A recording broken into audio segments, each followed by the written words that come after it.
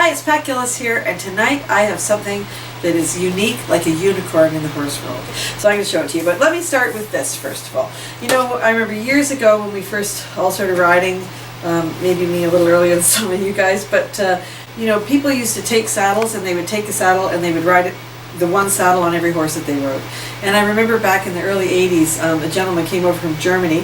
I'm going to put his name up here because I'm not going to try to pronounce it.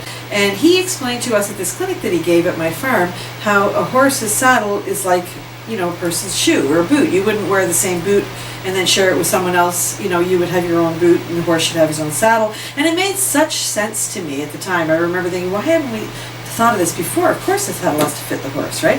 So of course that involved a lot of, you know, changing things around and making things better. So we ended up getting, you know, saddles that we would fit to our horses, which was a great benefit for all the horses. You know, and then over time we started doing things that, you know, people would maybe add things like this, like a cashel pad that would add a little bit of support to the horse. You know, if the saddle didn't fit quite exactly right, they might add something like this. Obviously not like this, it would be under the saddle, sorry. You know, under the saddle, right, between the horse and the saddle, to make the saddle fit a little bit better. And that's fine. You know, again, these are pretty expensive, but if you want to get really expensive, there's also these things that you can use, like a gel pad, and this goes, you know, on the horse. The saddle goes on top of this gel pad. I'll just put it up here so you can see it. They're kind of heavy, you know, so the saddle would sit on top of this, and that's great cushioning for the horse, you know, but again, these are really expensive, you know. Anyway, and then over time, I remember our saddle guy explained to us how these kind of girths are not very good because you see this sort of girth, it's got this strip down the middle. We don't use this one. And what ends up happening is as the leather kind of turns this way a little bit, it almost ends up like there's just this one, you know, 1 inch sort of strip down the middle of the horse's belly, and it sort of comes like a pressure point. So we don't use these kind of girths anymore. We replace them all with girths that look more like this, right? Where there's an even pressure, you know, across the horse's belly this way. Again, another expense, but it's worth it, right? Because the horse is more comfortable. So again, now we're looking at, you know, 30, 40 years of different changes, right?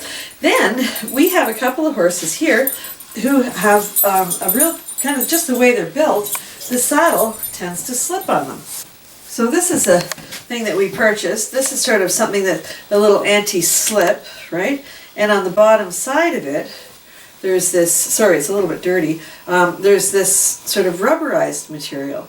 And this was pretty good at keeping the saddle in place, except the problem is it's pretty thick, right? So all of a sudden this saddle that you spent all this time making sure it fits the horse correctly, and then you add this big thick piece of material, and all of a sudden now the saddle is not fitting well anymore. It's like wearing, you know, maybe too thick a socks with your boots or whatever. What to do? You know, everything with horses is just so expensive to repair. Like this this pad that I was talking about, this is a couple $100, this thing, right? You know, and the cashel pads, these are worth like, you know, $70, $80, right, when you buy them. And again, it's all worth it to make the horse more comfortable, but my gosh, it gets expensive. So when I mentioned to my saddle guy that we have this problem with the saddle slipping, and he looked at this particular pad that we had purchased, which was also not cheap, and he said, well, even though it works, it's too thick now. So now we have this problem. So what he suggested is the exciting part that I want to tell you about. This cost me $10. Got it at Home Hardware. This is the same material that's under this.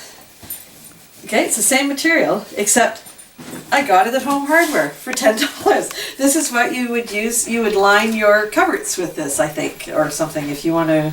I think that's what it's for. Is that what it's for, Linda? Yeah. Okay, you would line your cupboards with that. This, if you put this on the horse, put a nice thin saddle pad on top, put the saddle on top of that little rubber mat, make sure it's all tucked up into the gullet of the saddle doesn't slip. $10. It's like I say, it's like a unicorn, you know?